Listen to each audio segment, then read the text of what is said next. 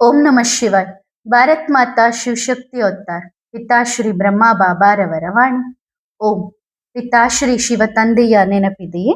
ಮುರಳಿಯ ದಿನಾಂಕ 16/7/2026.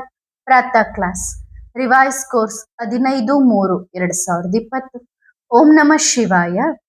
ನಿಶ್ಚಯ ಬುದ್ಧಿ ಮಕ್ಕಳೇ, ನನ್ನ ಬಾಬಾ ನಾನು ಯಾರು ಹೇಗಿದ್ದೀನೋ ಅಷ್ಟೇ ನಾನು ನಿಮ್ಮವನೇ ಆಗಿದ್ದೆ ಮತ್ತು ನಿಮ್ಮವನೇ ಆಗಿರುತ್ತೇನೆ. ಯಾರೂ ನನ್ನನ್ನು ನಿಮ್ಮಿಂದ ದೂರ ಮಾಡಲು ಸಾಧ್ಯವಿಲ್ಲ. ಇದು ನಿಶ್ಚಯ ಬುದ್ಧಿ ಮಕ್ಕಳ ಗುರುತು. ಓಂ ನಮಃ ಶಿವಾಯ್. ನೋಡಿ ಮಕ್ಕಳೇ, ಇದು ತಂದೆಯ ಪ್ರೀತಿ. ಆ ಪ್ರೀತಿ ನಿಮ್ಮನ್ನು ಎಳೆದು ತಂದಿದೆ. ಇಂತಹ ಪ್ರೀತಿ ಎಲ್ಲಿ ಸಿಗುತ್ತದೆ? ನಿಮಗೆ ಪ್ರೀತಿ ಇದೆ ತಾನೆ?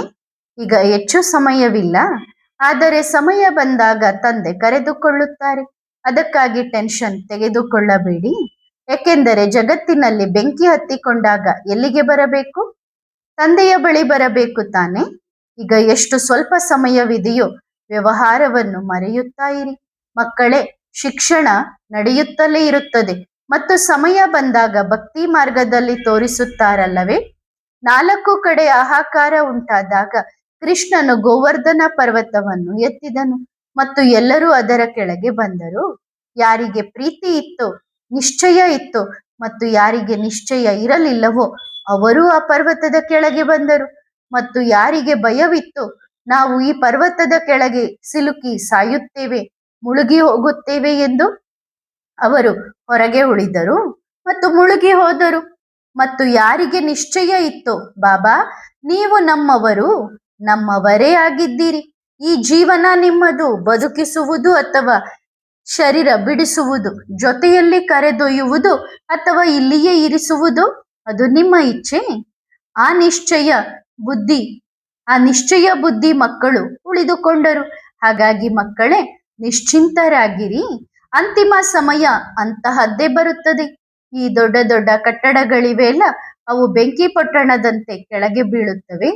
ಮತ್ತು ಈ ನೋಟುಗಳಿವೆ ಅಲ್ಲ, ಕಾಗದದ ಚೂರುಗಳು ಹೀಗೆ ಹರಿದು ಎಸೆಯುತ್ತಾರೆ. ಮಕ್ಕಳು ಹೇಳಿದರು, ಬಾಬಾ ಈಗ ಕೊರೋನಾ ವೈರಸ್ ಇಡೀ ಜಗತ್ತನ್ನೇ ನಡುಗಿಸುತ್ತಿದೆ. ಹೌದು, ಇಡೀ ಜಗತ್ತು ನಡುಗುತ್ತಿದೆ.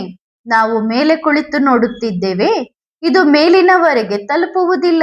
ಮಕ್ಕಳೇ, ಮೇಲೆ ಬಂದು ಬಿಡಿ ಭಯವಾದರೆ. ಬಾಬಾ ಇದನ್ನು ಸಂಭಾಳಿಸಿ.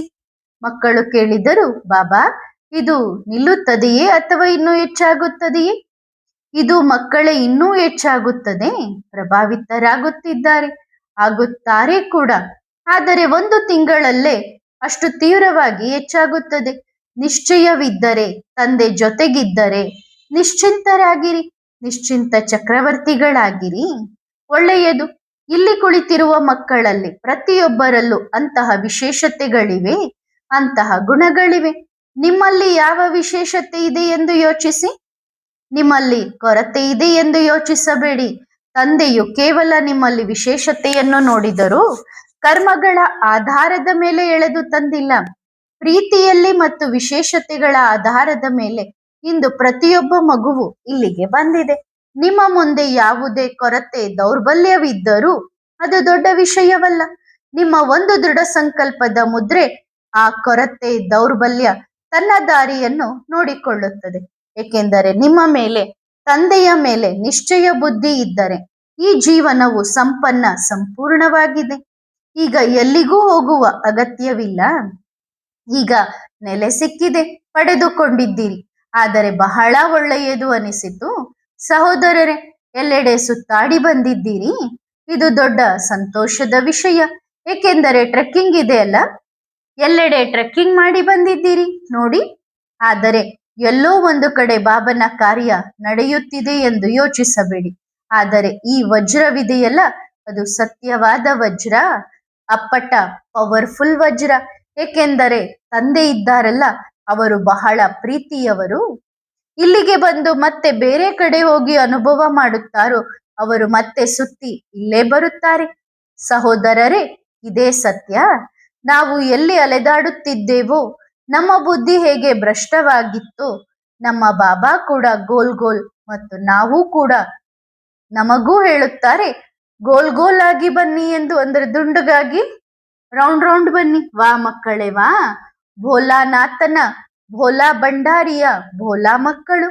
ನೋಡಿ ಮಕ್ಕಳೇ, ಪ್ರತಿಯೊಂದು ಮಗು ತಂದೆಯನ್ನು ಮೊದಲೇ ಭೇಟಿಯಾಗಿದೆ ಮತ್ತು ನೀವು ಕೂಡ ತಂದೆಯನ್ನು ಮೊದಲೇ ಭೇಟಿಯಾಗಿದ್ದೀರಿ, ಜೊತೆಯಲ್ಲಿದ್ದೀರಿ. ಹಾಗಾಗಿ ನಶೆಯಲ್ಲಿರಿ, ಖುಷಿಯಲ್ಲಿರಿ, ಟೆನ್ಷನ್ ನಲ್ಲಿ ಇರಬೇಡಿ. ತಂದೆಯ ಮನೆಯಲ್ಲೂ ಟೆನ್ಷನ್ ನಲ್ಲಿ ಇದ್ದರೆ ಹೇಗೆ ನಡೆಯುತ್ತದೆ? ಮಕ್ಕಳ ಪ್ರಶ್ನೆಗಳಿಗೆ ಪಿತಾಶ್ರೀ ಬ್ರಹ್ಮ ಬಾಬಾರವರ ಉತ್ತರ. ಪ್ರಶ್ನೆ: ಬಾಬಾ, ಮುಂದೆ ಸೇವೆ ಹೇಗೆ ಮಾಡುವುದು? ಮುಂದೆ ಯಾವ ಸೇವೆ ಸಿಗುತ್ತದೋ ಹಾಗೆ ಎಲ್ಲರಿಗೂ ಸಂದೇಶ ಕೊಡಿ. ನಿಮಗೆ ಗೊತ್ತಿದೆಯೇ ನೀವು ಯಾರ ಮಕ್ಕಳು? ಭಗವಂತನ ಮಕ್ಕಳು. ನೀವು ಭಗವಂತನನ್ನು ಭೇಟಿಯಾದರೆ ಕಾಯಿಲೆಯಿಂದ ಮುಕ್ತರಾಗುತ್ತೀರಿ. ಮಕ್ಕಳೇ, ಪ್ರತಿಯೊಂದು ಸ್ಥಳದಲ್ಲಿ ಬರೆಸಿ, ನನ್ನ ಬಾಬಾ ಬಂದಿದ್ದಾರೆ. ಸೇವೆ ಹೀಗೆ ಮುಂದೆ ನಡೆಯುತ್ತದೆ. ಆದರೆ ಮಧ್ಯ ಮಧ್ಯದಲ್ಲಿ ನಿಮಗೆ ನಿರ್ದೇಶನಗಳು ಸಿಗುತ್ತಲೇ ಇರುತ್ತವೆ. ಎಲ್ಲೆಲ್ಲಿದ್ದೀರೋ ಅಲ್ಲಿ ಸೇವೆ ಮಾಡಿರಿ. ಮಕ್ಕಳು ಬಾಬನಿಗೆ ಮತ್ತೊಂದು ಪ್ರಶ್ನೆ ಕೇಳಿದರು. ಬಾಬಾ, ಇಂದು ಶಿವಬಾಬಾ ಬರುತ್ತಾರಾ? ಒಳ್ಳೆಯದು, ಭೇಟಿಯಾಗೋಣ. ಅರೆ ವಾ, ಬಾಬಾರನ್ನು ಕೇಳಿ ಹೇಳುತ್ತೇನೆ. ಮತ್ತೊಂದು ಪ್ರಶ್ನೆ ಕೇಳಿದರು. ಪುನರ್ಜನ್ಮವು ತನ್ನ ಲೆಕ್ಕಾಚಾರದಂತೆ ಆಗುತ್ತದೆಯೇ ಅಥವಾ ಆತ್ಮವೇ ಸ್ವತಃ ನಿರ್ಧರಿಸುತ್ತದೆಯೇ? ಕರ್ಮದ ಆಧಾರದ ಮೇಲೆ ಪುನರ್ಜನ್ಮವಾಗುತ್ತದೆ. ನಿಮಗೆ ಯಾವ ಜನ್ಮ ಸಿಗುತ್ತದೆ ಎಂದು ನಿಮ್ಮ ಕರ್ಮ ನಿರ್ಧರಿಸುತ್ತದೆ. ಅಂತಿಮ ಸಮಯದಲ್ಲಿ ನಾವೆಲ್ಲರೂ ಹೋಗುವಾಗ ನಮ್ಮ ಪೂರ್ಣ ಖಾತೆ, ಲೆಕ್ಕದ ಖಾತೆ ಸಂಪೂರ್ಣ ಕ್ಲೀನ್ ಮಾಡಿಕೊಂಡೇ ಮೇಲೆ ಹೋಗುತ್ತೇವೆ. ಮತ್ತೆ ಇಲ್ಲಿ ಬಂದು ಕರ್ಮದ ಅನುಸಾರ ನಿರ್ಧಾರವಾಗುತ್ತದೆ. ಮಕ್ಕಳೇ, ನೀವು ಸತ್ಯಯುಗದಲ್ಲಿ ಮಹಾರಾಜರಾಗುತ್ತೀರಿ, ರಾಜರಾಗುತ್ತೀರಿ. ನಂತರ ದ್ವಾಪರ ಯುಗದಲ್ಲಿ ಯಾವ ಹೊಸ ಆತ್ಮಗಳು ಬರುತ್ತವೆಯೋ ಅವು ರಾಜರಾಗುತ್ತವೆ ಮತ್ತು ನೀವು ಅವರ ಮಂತ್ರಿಗಳಾಗುತ್ತೀರಿ. ನಂತರವೂ ಸೃಷ್ಟಿಯು ನಿಮ್ಮಿಂದಲೇ ನಡೆಯುತ್ತದೆ. ಅಂದರೆ ನಾವು ಮಕ್ಕಳು ಸಂಪೂರ್ಣ 5,000 ವರ್ಷಗಳ ಪಾತ್ರವನ್ನು ಅಭಿನಯಿಸುತ್ತೇವೆ. ಅದಕ್ಕಾಗಿಯೇ ಡ್ರಾಮಾ ಇದೆಯಲ್ಲ, ಅದು ಬಹಳ ಅದ್ಭುತವಾಗಿದೆ. ಈಗ ಅಂತಹ ಸಮಯ ಬರುತ್ತದೆ, ಹೇಳಿ ಹೇಳಿ ನಿಮ್ಮ ಧ್ವನಿಯೂ ಕೂಡ ಕುಳಿತುಕೊಳ್ಳುತ್ತದೆ, ಅಂದ್ರೆ ವಾಯ್ಸ್ ಕೂಡ ಹೋಗುತ್ತೆ. ಅಷ್ಟು ಸೇವೆ ಮಾಡಿದ್ದೀರಿ, ಅಷ್ಟು ಮಕ್ಕಳಿಗೆ ಬಾಬನ ಪರಿಚಯ ನೀಡಿದ್ದೀರಿ. ಆದರೂ ಇದು ಅಂತಿಮ ಜನ್ಮ. ಮೂಳೆ ಮೂಳೆಯನ್ನು ಸ್ವಾಹ ಮಾಡಬೇಕು. ಈಗ ಕೇವಲ ಸೇವೆ ಮಾಡಿ, ನೆನಪು ಮಾಡಿ, ಸಕಾಶ್ ಕೊಡಿ. ನೋಡಿರಿ, ತಿನ್ನುವುದಕ್ಕಾಗಿ ಬದುಕಬೇಡಿ, ಬದುಕುವುದಕ್ಕಾಗಿ ತಿನ್ನಿರಿ. ಮತ್ತೊಂದು ಪ್ರಶ್ನೆಯನ್ನ ಮಕ್ಕಳು ಬಾಬನಿಗೆ ಕೇಳಿದ್ರು. ಬಾಬಾ, ಈಗ ಎಷ್ಟು ಅವಲಂಬಿತರಾಗಿದ್ದೇವೆ ಎಂದರೆ ಒಂದು ದಿನ ಕರೆಂಟ್ ಇಲ್ಲದಿದ್ದರೆ ಜಗತ್ತು ನಡೆಯುವುದಿಲ್ಲ.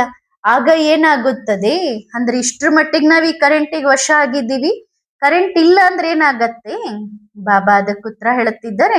ಆಗ ಆ ಮಕ್ಕಳು ನಿಮ್ಮ ಬಳಿ ಬರುತ್ತಾರೆ ಮತ್ತು ಹೇಳುತ್ತಾರೆ, ಇದು ನೋಡಿ, ನಾವು ನಿಮಗೆ ಇಷ್ಟು ಚಿನ್ನ ಕೊಡುತ್ತೇವೆ, ನೀವು ನಮಗೆ ಕೇವಲ 1 ನಿಮಿಷದ ಶಾಂತಿ ಕೊಡಿ ಎಂದು. ನಿಮ್ಮ ಬಳಿ ಹಣವಿಲ್ಲ ಎಂದು ಧನ್ಯವಾದ ಅರ್ಪಿಸಿ.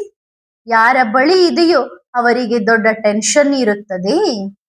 ಇವತ್ತಯ್ಯೋ ನಮ್ಮ ಹತ್ರ ಹಣ ಇಲ್ಲ, ಹಣ ಇಲ್ಲ, ಹಣ ಇಲ್ಲ ಅನ್ನೋರು ಧನ್ಯವಾದ ಹೇಳ್ರಿ ಭಗವಂತನಿಗೆ. ಯಾಕಂದ್ರೆ ಮುಂದಿನ ದಿನಗಳಲ್ಲಿ ನಿಮಗ್ ಟೆನ್ಷನ್ ಇಲ್ಲ.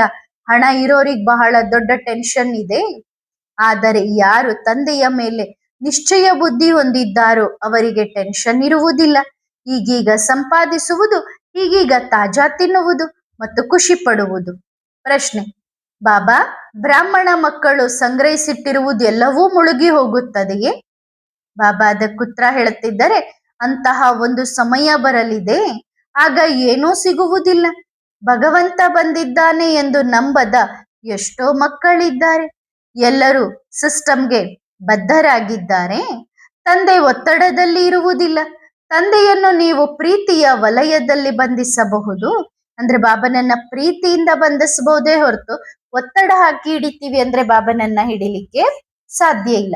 ಎಲ್ಲಿ ಅವರನ್ನು ಒತ್ತಡಕ್ಕೆ ಹಾಕಲು ಪ್ರಯತ್ನಿಸುತ್ತೀರೋ ಅಲ್ಲಿಂದ ಅವರು ಜಾರಿ ಹೋಗುತ್ತಾರೆ. ಏನು ಮಾಡುತ್ತೀರಿ? No tension. ಮಕ್ಕಳು ಬಾಬನಿಗೆ ಮತ್ತೊಂದು ಪ್ರಶ್ನೆ ಕೇಳುತ್ತಿದ್ದಾರೆ. ಬಾಬಾ, ಈಗ ಸುಮಾರು 800 ಕೋಟಿ ಆತ್ಮಗಳಾಗಿವೆ. ಎಲ್ಲರಿಗೂ ಕೊನೆಯಲ್ಲಿ ಮುಕ್ತಿ ಸಿಗುತ್ತದೆಯೇ?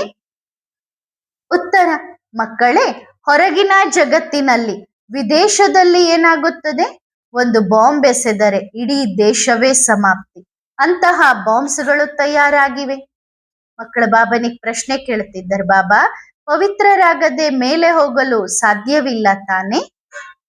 ಬಾಬಾ ಅದಕ್ಕೆ ಉತ್ತರ ಹೇಳುತ್ತಿದ್ದಾರೆ, ಹೌದು, ಸೂಕ್ಷ್ಮವತನದಲ್ಲಿ ಕುಳಿತು ಪವಿತ್ರರಾಗುತ್ತಾರೆ. ಪರಮಧಾಮಕ್ಕೆ ಪವಿತ್ರರಾಗದೆ ಹೋಗಲು ಸಾಧ್ಯವಿಲ್ಲ. ಹಾಗಾಗಿ ಸೂಕ್ಷ್ಮವತನದಲ್ಲಿ ಕುಳಿತುಕೊಳ್ಳುತ್ತೀರಿ, ಎಲ್ಲರದ್ದು ಒಟ್ಟಿಗೆ ಲೆಕ್ಕಾಚಾರ ನಡೆಯುತ್ತದೆ. ಒಳ್ಳೆಯದು ಮಕ್ಕಳೇ. ಆತ್ಮಿಕ ಮಕ್ಕಳು ಆತ್ಮಿಕ ತಂದೆಗೆ ಮಾಡುವ ನೆನಪು, ಪ್ರೀತಿ ಮತ್ತು ನಮಸ್ತೆ. ಧನ್ಯವಾದ ಬಾಬಾ, ಶುಕ್ರಿಯಾ. ವರದಾನ. ವರದಾನಿ ಮೂರ್ತಿ ಭವ. ಮಕ್ಕಳೇ, ನೀವು ತಂದೆಯ ಸಮಾನ ವರದಾನಿಯಾಗಿದ್ದೀರಿ. ತಂದೆಯು ಯಾರ ದೌರ್ಬಲ್ಯವನ್ನು ಮನಸ್ಸಿನಲ್ಲಿ ಇಟ್ಟುಕೊಳ್ಳುವುದಿಲ್ಲ, ಬದಲಾಗಿ ದಿಲಾರಾಮನಾಗಿ ಮನಸ್ಸಿಗೆ ಆರಾಮನ್ನು ಕೊಡುತ್ತಾರೆ. ಹಾಗೆಯೇ ತಂದೆಯ ಸಮಾನ ವರದಾನಿ ಮಕ್ಕಳು ಕೂಡ ಯಾರ ದೌರ್ಬಲ್ಯವನ್ನು ನೋಡಬಾರದು, ಬಾಯಿಂದ ಎಂದಿಗೂ ಯಾರ ದೌರ್ಬಲ್ಯವನ್ನು ವರ್ಣಿಸಬಾರದು, ವಿಶೇಷತೆಯನ್ನೇ ವರ್ಣಿಸಬೇಕು. ವರದಾನಿಗಳು ಸದಾ ಎಲ್ಲರ ಮೇಲೆ ಕರುಣಾಮಯಿಗಳಾಗಿರುತ್ತಾರೆ. ಹಾಗಾಗಿ ತಂದೆಯ ಸಮಾನರಾಗಿ ಪ್ರತಿಯೊಬ್ಬರ ಮನಸ್ಸಿಗೆ ವಿಶ್ರಾಂತಿಯನ್ನು ಕೊಡಿ. ಆಗ ಎಲ್ಲರೂ ನಿಮ್ಮ ಗುಣಗಾನ ಮಾಡುತ್ತಾರೆ. ಒಳ್ಳೆಯದು ಮಕ್ಕಳೇ. ಓಂ ನಮಃ ಶಿವಾಯ.